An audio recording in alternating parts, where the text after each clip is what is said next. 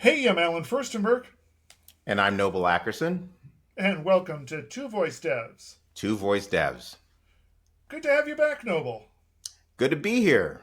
Thanks for having me back. Oh, it's always fun to have these conversations with you, and part of why I wanted you on for this one is you and I started having a conversation offline as we do regularly, and I was griping about the A2A protocol, and you were I wouldn't say you were defending it, but you were reminding me that there's a reason for it.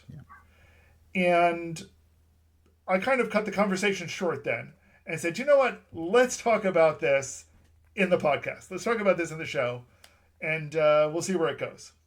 So that's kind of the starting premise for this. Maybe first, let's even say, what is the A2A protocol? How would you, high level, what is it? So essentially, what is it? Google has its definition. You can go Google it. The way I look at it is Google and now the Linux Foundation, which has been transferred, A2A protocol has been transferred to, is trying to solve three problems. One, A2A is a protocol that allows agents to find each other. So basically, define what other agents are capable of doing. And that we can Well, get into it later. that's kind of two things. I mean, one is find other agents is more of a Discover. discovery thing, Yeah, yeah. but what they're doing is more of a definition thing. What do you mean by definition thing? I mean, it's more of a what capabilities, I guess, is the word that Okay, I'm looking for. let me just sort of get through the three. Okay, So okay, forget find because that's HTTP protocol. that's a That's a okay, solved problem with the internet. What it's trying to do is answer what can you do, you okay, being another agent. How can I communicate with you? So a request comes in based on what you can do. So user sends out a request once it's defined who what you can do. And then a response, right? So the execution from the external agent back to the personal agent, we'll call it. Um, Google is trying to address a problem, arguably, that isn't a pain point today, but I would love to get into why A2A matters for where we're going. okay. And I think the other, I guess, the simple high level issue is this was a protocol that Google proposed initially. Um, it's only what 6 or 9 months old at this point. It's still very young. We've talked about it briefly on the show before, but when we talked about it on the show before, we talked about it in the context of MCP, the Model Context Protocol. Right. So maybe the next big thing is to say, what is the difference between A2A, and A2A stands for agent to agent. Mm-hmm. What's the difference between A2A and MCP? Okay. So you want to use A2A when you want to peer various agents together to coordinate tasks, goals, and you want to use Model Context Protocol brought to the market by Anthropic, or even frankly, a direct API call or a tool call, function call, when an agent needs capabilities or data or resources from a system or tightly coupled service. So in Okay. practice, you will often do A2A between agents, right? And each agent could use an MCP, a model context protocol connection or a direct API or an API wrapped around an MCP server internally.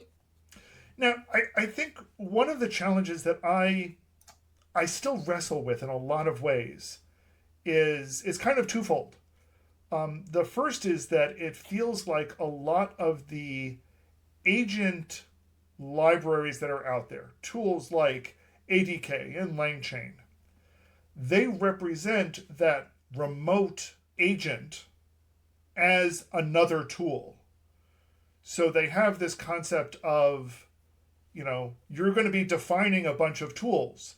And some of the tools that you're defining are MCP tools, and some of them are A2A tools, and some of them are local function tools. Point of correction. Go ahead, okay. A2A, I'm going to say something and I'm going to be checked on this. A2A isn't a tool, right? A2A actually has no AI involved. Well, but neither does MCP. Yeah, and neither do most tools, or Yeah. they don't. And I think that's why that abstraction works okay on an agent library level. I'm not saying it's right. I'm just saying that's why it Yeah, can but work you won't. okay. I see what you're saying. Okay. Yeah. I see what you're saying. Right. So I kind of think, what is the difference when I try to understand what the big difference is? I wrestle with exactly what it means, and I kind of feel like where I'm ending up, and I don't know if this is right or not, is saying, we have these three kinds of tools. We have local tool, we have a function tool. Right. Whatever goes on in that function. Right. We have an MCP tool. And really, that's just like a function tool. Right.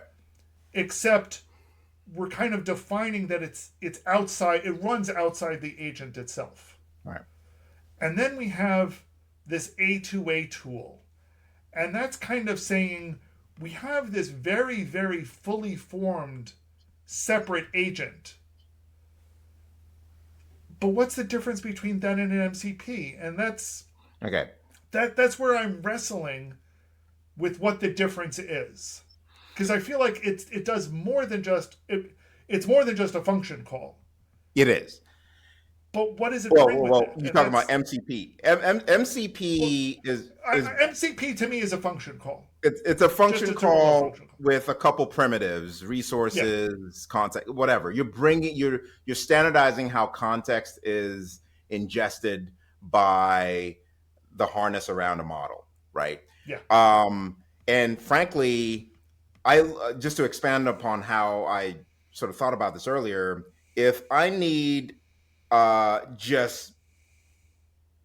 need data or a schema or a prompt from a system like my CRM or GitHub or PagerDuty or whatever, or if I need to invoke some sort of function, like you're saying, like it's just literally just a tool call.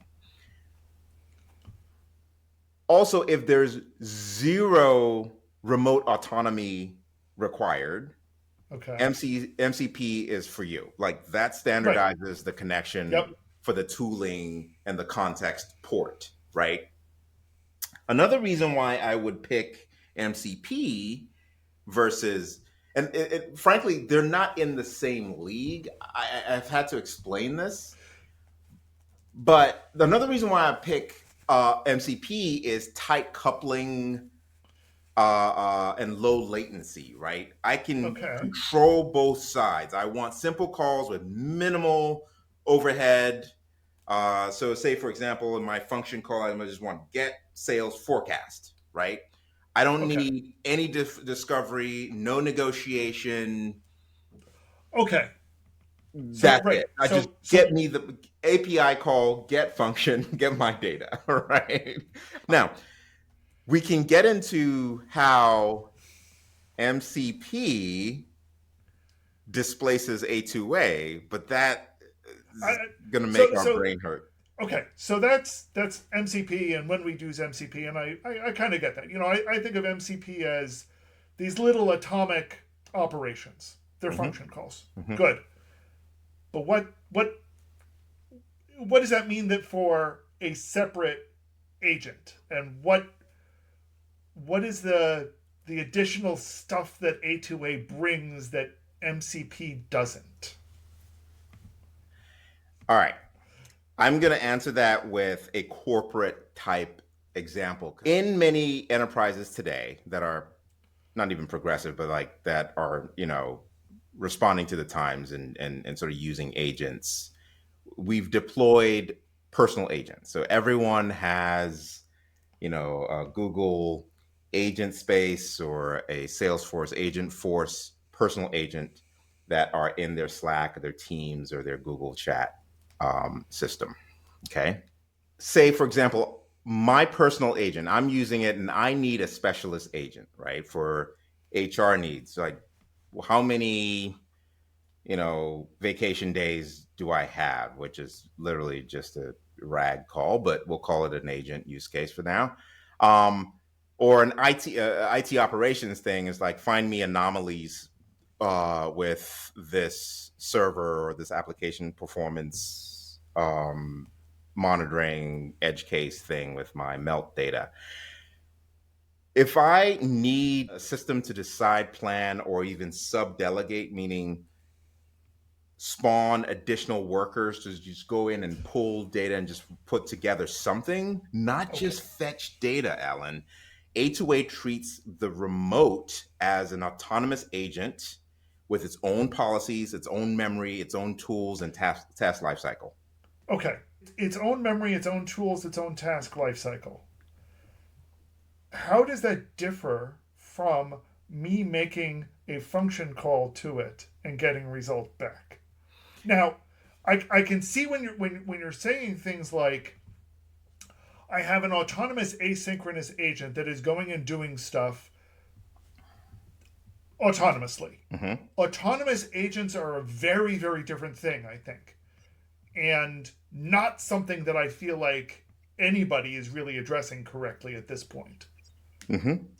And I would love to that. Remember in the beginning, I teased where things are going, and I want to anchor on that. I have a feeling that's going to be another show because Oh, I think really? we will. Okay. I think autonomous agents will But that will take an hour to talk about. At the end of But the day, Alan, that's why I think that's where you cut off the conversation that we were having. Let me just sort of just TLDR and tease a future show. we haven't even finished. We haven't even gotten to the main subject on this one. We haven't even gotten to the meat of it. But basically, you choose an eight, like so. Anyway, I don't know, where do you want me to go? I really want to dig into why the reason for being for A2A, the raison d'être for well, that's where I want to get to. Okay. The reason for being for A2A. Okay. Today we have two types of agentic AI experiences. We've got the assistive AIs and we've got the autonomous AIs. Human in the loop, human on the loop. Assistive AIs are the ones that we use today. You do a deep research request and Google spawns multiple agents, goes and finds it. It validates with you as to whether, some follow-up questions, you're on the loop, you're in the loop, and then you basically say, yes, I like this, and it comes back with it. This is you and your personal agent doing a thing. Okay. The problem is for engineers building agents, you may not let Google and Anthropic and Microsoft build the general AGI agents, if that's even a thing. But for most people, you want specialized use cases. You want an agent that does one thing very, very well. And the thing you dismissed before of a travel agent is a pretty good example. It is a pretty good example. Yeah. At some point, we're going to want to connect to our travel agent. We're going to, book some reservations, and then we're going to pay for it. And that agent needs to now talk to our bank agent and do the financial transfer and so forth. So those are specialized agents. These are specialized agents. They're request response. But there's a second kind of agent that A2A has a bigger value proposition, I'll argue. And those are ambient agents. These are autonomous agents, long running. You're Yes. laughing. I I'm want not, to know I why. am smiling because you and I have had ambient agent conversations Yes, we have for years. for years. I think I'm on that railroad track right now because of what I see. I'll give you a use case. So when do we use? First of all, we're talking about A2A, which is basically, I just want to ground us again. Agents finding other agents that are specialists to do things together in order to get us information that we need. Yes. And right now, what we have may not warrant A2A per se with typical request response chatbot type experiences. But when we start looking at long running ambient agents, so if, say, for example, high, medium risk, but just repetitive type tasks that it can go on, like, monitor an agent monitoring for outliers in credit card transactions. And Right. then as a credit card fraud analyst or whatever, whoever does that, I could just ask, Well, show me reports or provide me predictions based on the last 24 hours based on what we should be planning for. I'm or just making this or up or on. not even a credit card, and not even the bank doing that. That I have Yeah, personally. Yeah, a personal fraud detector yeah, that is yeah, out yeah. there and monitoring my resource. So Democratizes that right, task for me. Yes. right, and I think there are tons and tons of those sorts of agents that are out there, and you call them ubiquitous and ambient and asynchronous are all words that I feel like apply to that kind of agent in the same way. Hmm. So I guess, and mind you, I think these agents are cool, and we haven't seen too many of them, and I don't think many people have really wrapped their heads around. They like this fantasy idea, but they haven't kind of wrapped their head around how to actually do this. Right. So I guess the question I have is twofold. One, what is A2A giving us today? What are the features? What are the advantages? What is the whatever?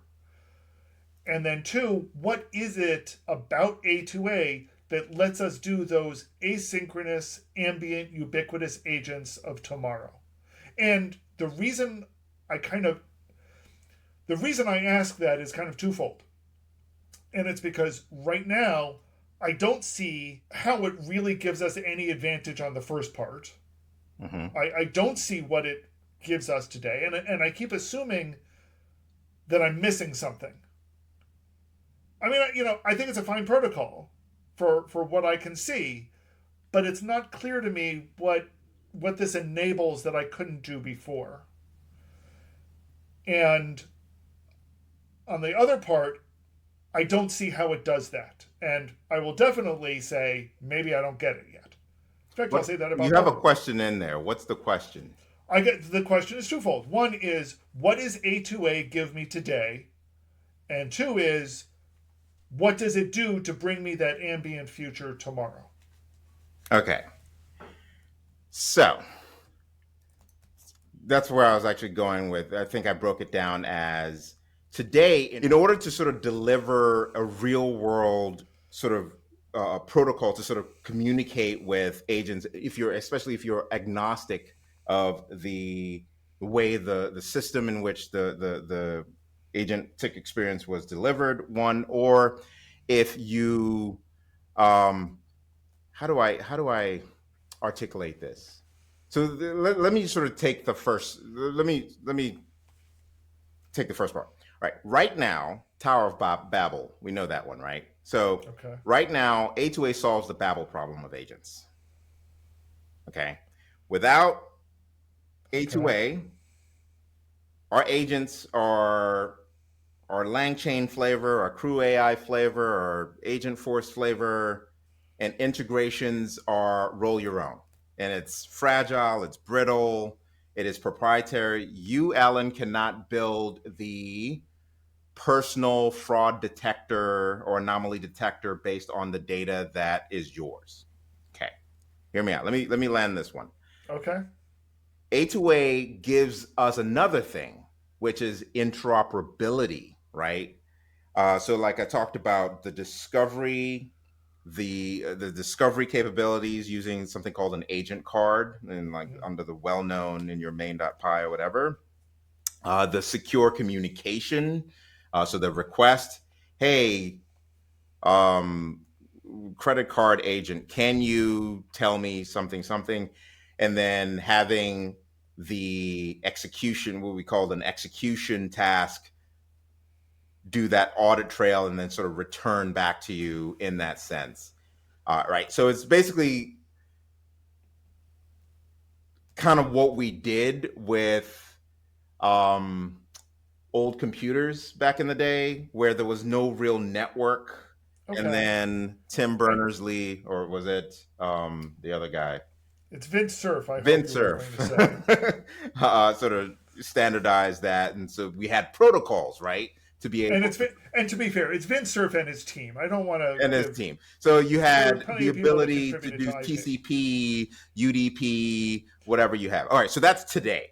Tomorrow, I think with everything that we have today, you can design these long-running agent ecosystems that behave like a living network of, I was going to say like coworkers, but basically just like a living network. They're just sitting there. They're already collecting and pulling information, and you're still able to sort of Tower of Babel them without that thing. So basically, don't think about calling an API in the future or logging a ticket. Your personal agent, whether it be your on the corporate side or your personal at home, is basically the delegate to long running analysis, your security, your monitoring, and without all of that pipe, all of the plugging, the plumbing is the word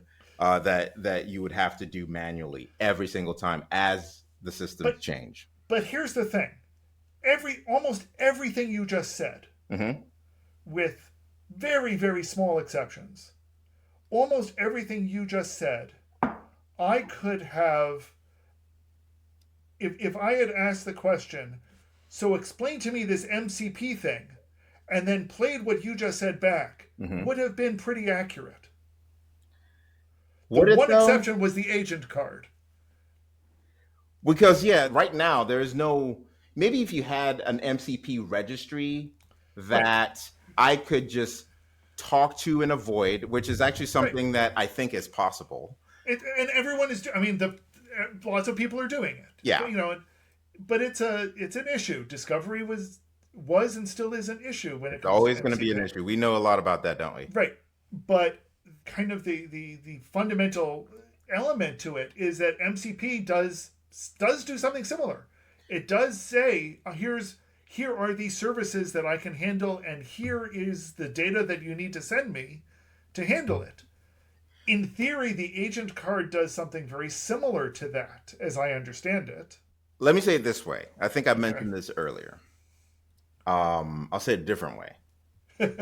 Because obviously I'm too thick to get it the first time. No. With MCP, our agent simply treats another service like a data source, a tool, whatever. Well, it treats it as a function call. The point is, it's a one-way relationship.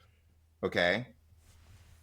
It's a one-way relationship. Okay. With A2A, now you're talking about a peer. Each agent that is discoverable, it becomes a peer with its own specialty, its own policies that it broadcasts through the card, and life cycle. Like so. Okay. So maybe that's the difference that I'm wrestling with. Is MCP?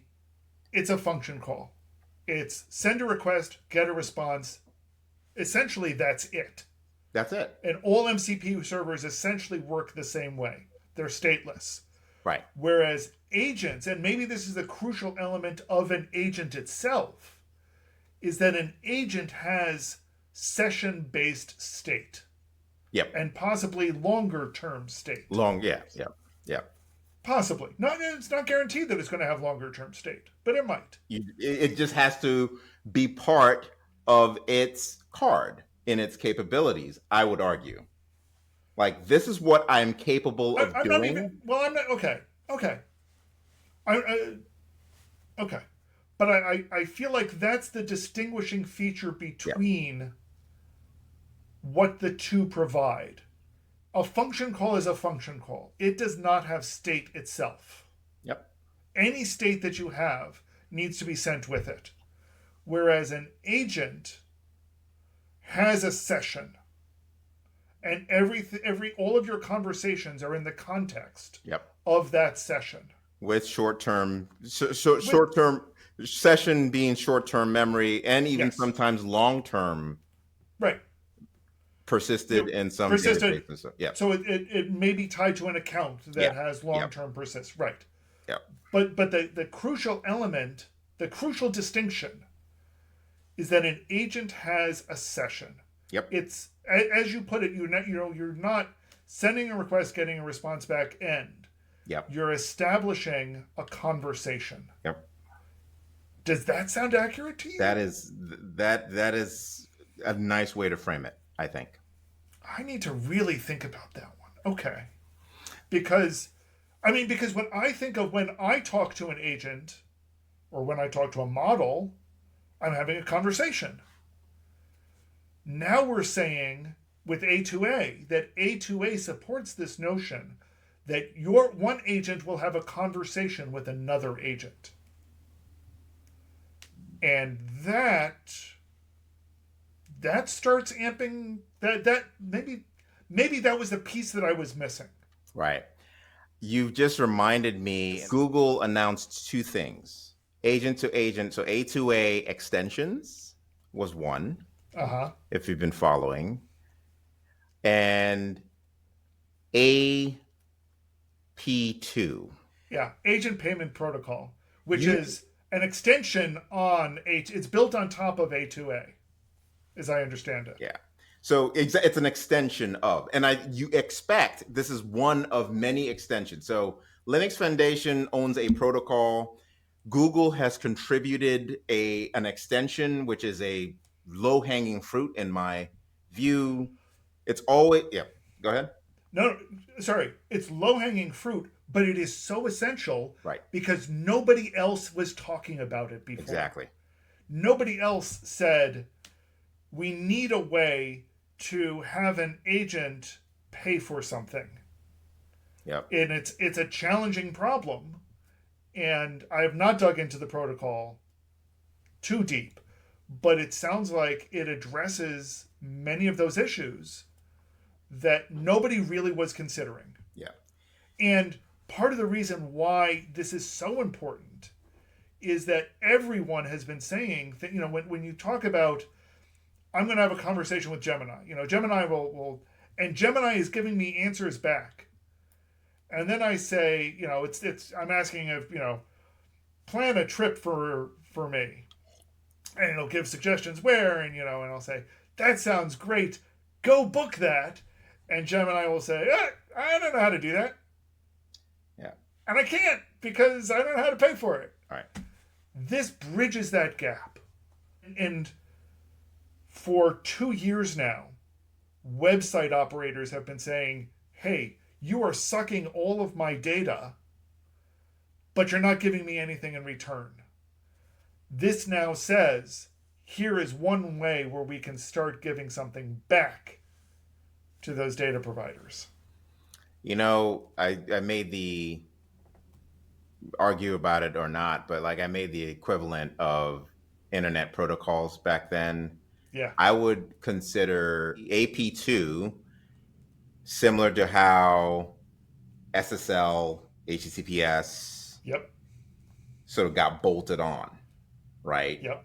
And it takes agent conversations like you're saying, request response type stuff, that layer, and then brings sort of a trust, a policy, a compliance sort of veneer over like actual real world transactions. And by the way, it got the crypto bros really excited because there's a Right, because it supports a crypto protocol. it does stablecoin, I believe. And so, yeah, No, and but I think this was clever and it was essential to making A2A a protocol that people will use.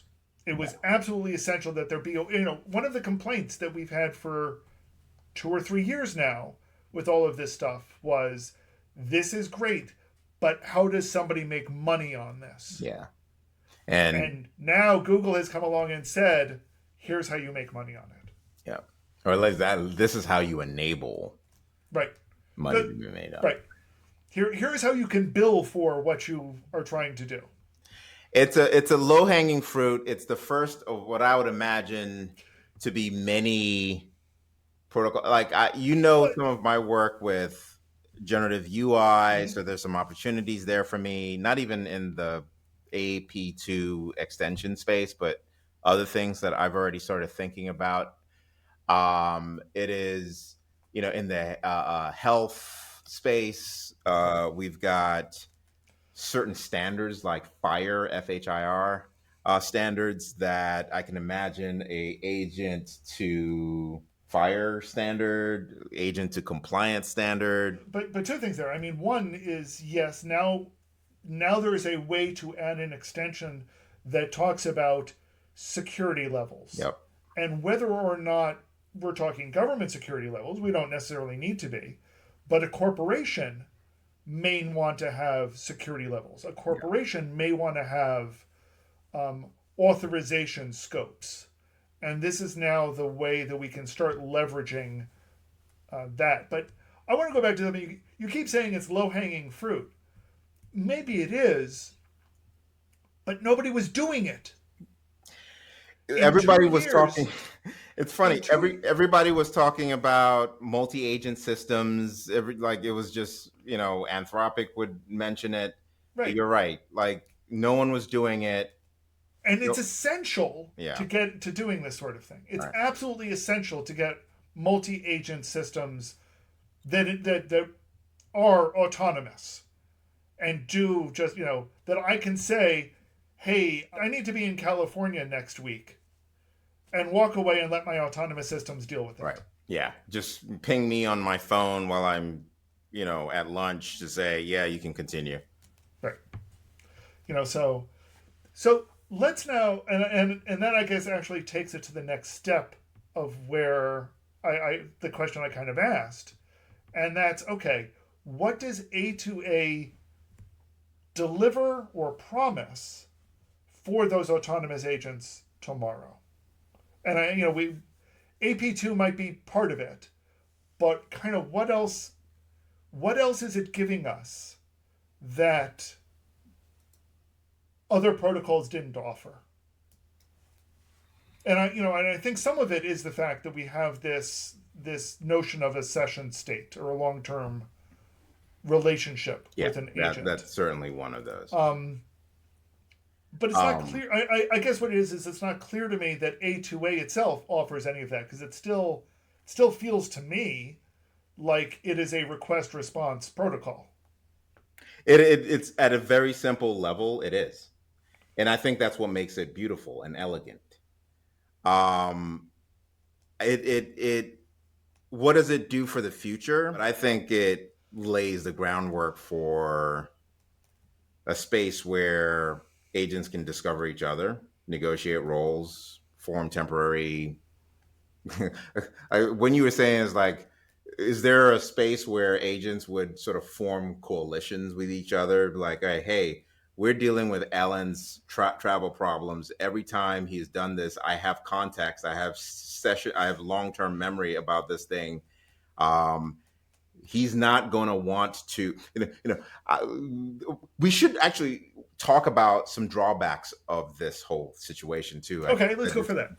Just because I don't want to come across as singing its praises because there's some. All right, let me give you a scenario. Let's say I wanted to book a restaurant, and my preferences are sort of quiet place, good ambiance, but sort of dimly lit, so I can have on Tuesdays. It's normally with my wife, and my agent takes that and contacts the restaurant's agent and books it.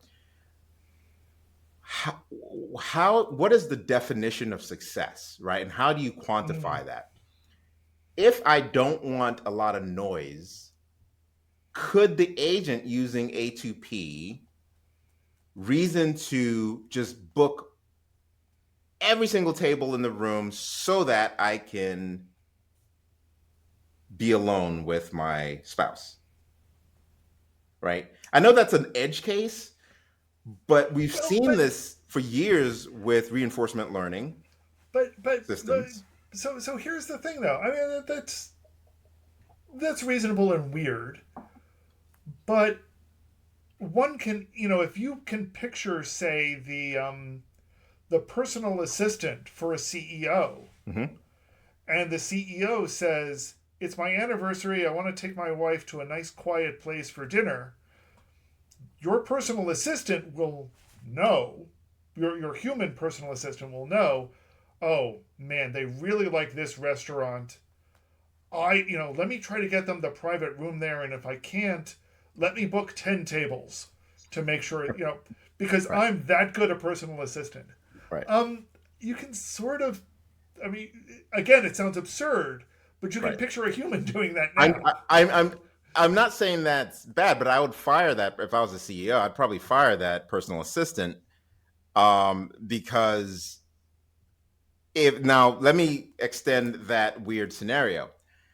If, let's say, Alan around that same time does something similar, we're talking about the future here. Right. How do these agents that may not be able to communicate with each other, even with these protocols in place, because it's not a public protocol, it's a private protocol. How do you negotiate the bounds of that? Well, so here's the thing. You don't. The restaurant's agent does. Oh, okay. If my agent contacts the maitre d' and says, I need 10 tables, all of which are near each other, the maitre d' agent is going to come back and say, how many people is this reservation for? In this scenario, that assumes I guess you had to book with the restaurant, so then the restaurant definitely has a system. Okay. I mean, again, in almost every interaction, one agent needs to talk to another agent, and one of those agents is not necessarily under your control. That's not your agent, it's someone else's agent. Right. To give another example, if you and I, we meet each other on the street and we say, hey, we need to do lunch sometime, my agent will talk to your agent. Okay? Mm-hmm. So one of us, maybe both of us, will, tell our agent, hey, book me a lunch with Noble. All right. Or it will reason as to who initiated it and what's his... Right. Does he prefer booking it, or was that in the context of the conversation? But again, either way, our agents now are doing something. Mm-hmm. And that's a negotiation. It comes back to, though, what is the problem? What is the downside of A2A to do this?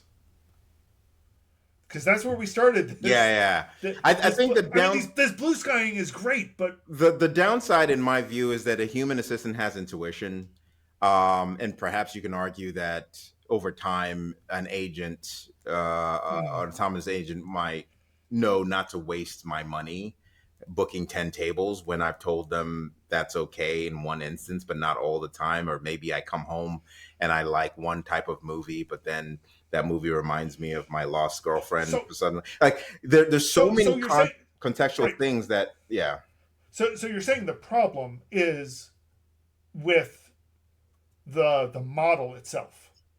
It goes back to our models may not be sufficient to handle these tasks.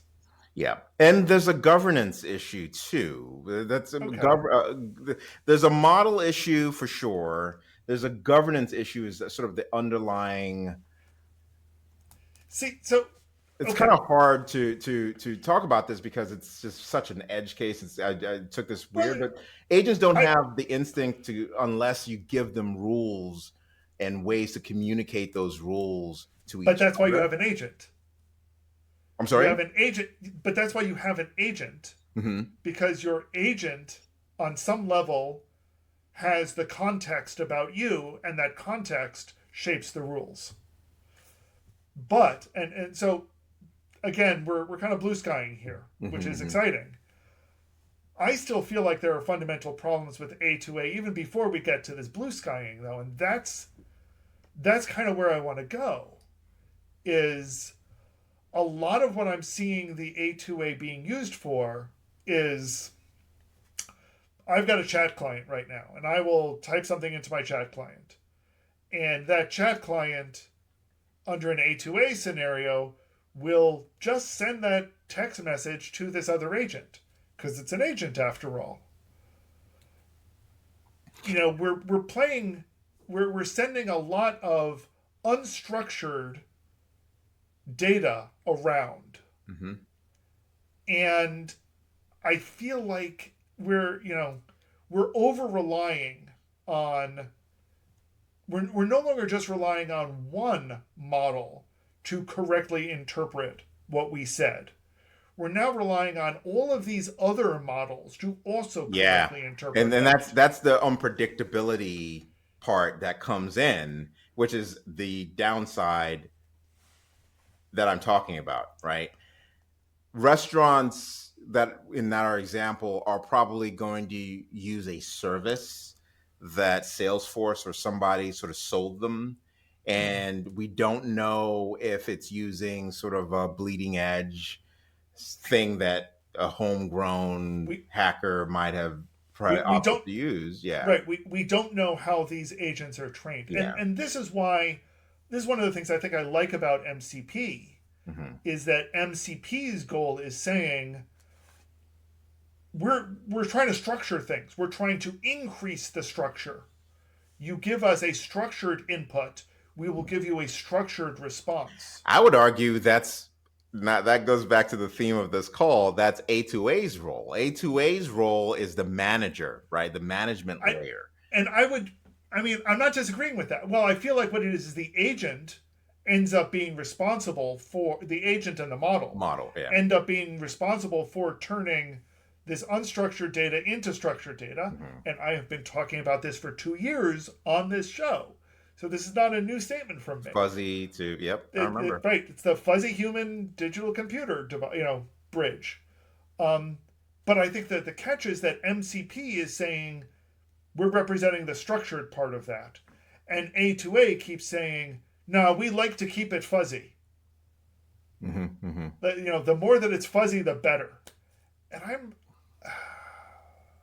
maybe that's the other element. Maybe that's the other distinguishing element is that divide. Now, part of me feels like as I'm reading about A2A that on some level it does say you can describe you can describe that structure. You can. You can define the roles, the permission for each agent Well, not, within not your, just the roles and permission, the yeah. the the the structure of the data that needs to be sent Oh, across. um, And I feel like every so often I see hints at that, but then what actually gets sent is the text or an image or this unstructured data. not to riff off of that. I'm not going to riff off of that. I'm going to sort of take a tangent. One thing that I forgot to mention was that in a way, and I'll come back to your point that you just made. In a way, Google has had A2A in play since Gemini launched. And this is my conspiracy theory. Yeah. Well, and so you tell me why first. Okay, my conspiracy theory is that Google with Gemini has A2A or a version of functionally as a feature of Gemini. And why I say that is since I can remember, or at least shortly after Gemini launched something called extensions. which provided new context and resources to Gemini in a way that I'd never seen before.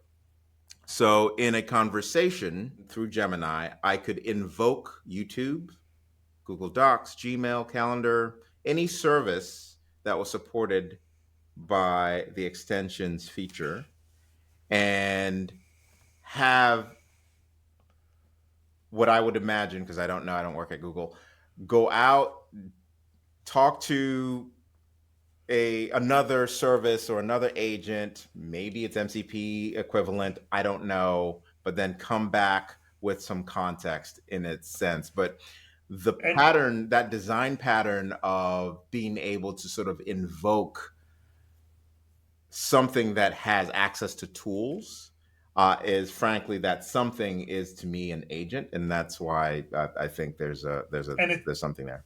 And that's interesting, is that to me that it was always great that Google did that, and you could see why. But it was also clear to me that the reason why Anthropic introduced MCP was because they did not have that set of tools that Google did. Yeah. So they needed to counter that, and their solution to countering it was MCP. You'll remember the first MCP agent that they released was a Google Drive MCP. Yeah. Which reminded me of Voodoo, sorry. I call it Voodoo all the time. It reminded me of Voodoo. Well, there's a reason for that. But, the reason why, to answer your question, to me, the reason why A2A feels a lot like Gemini is I go look at the protocol for it, and the protocol looks a lot like the Gemini API. Yeah. At its lowest level, you are sending content, and that content is coming from a person or from the model. Mm-hmm. The terminology they use is the same. The format of some of the data structures is the same. It looked eerily like, in a year they're just going to say the only way you talk to Gemini is through A2A. And there was not going to be a huge difference in doing that. I don't know.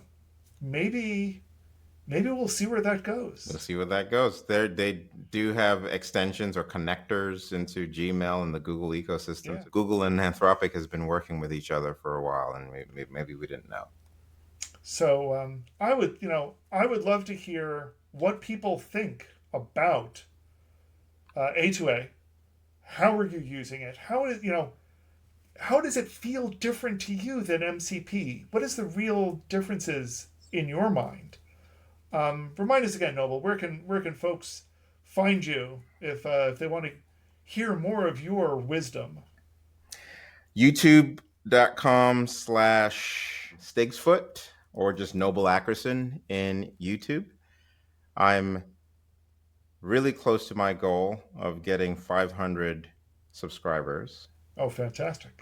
I just need people to appreciate some of this wisdom, as you put it. Well, I certainly have appreciated your wisdom both for many years now and on tonight's discussion. So I look forward to having you on again in the future. I'll remind folks to please like, subscribe, and share.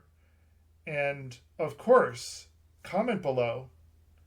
And then join us again another time on Two Voice Devs. Two Voice Devs. Thanks for having me. Thanks again, Noble. Yep. Cheers.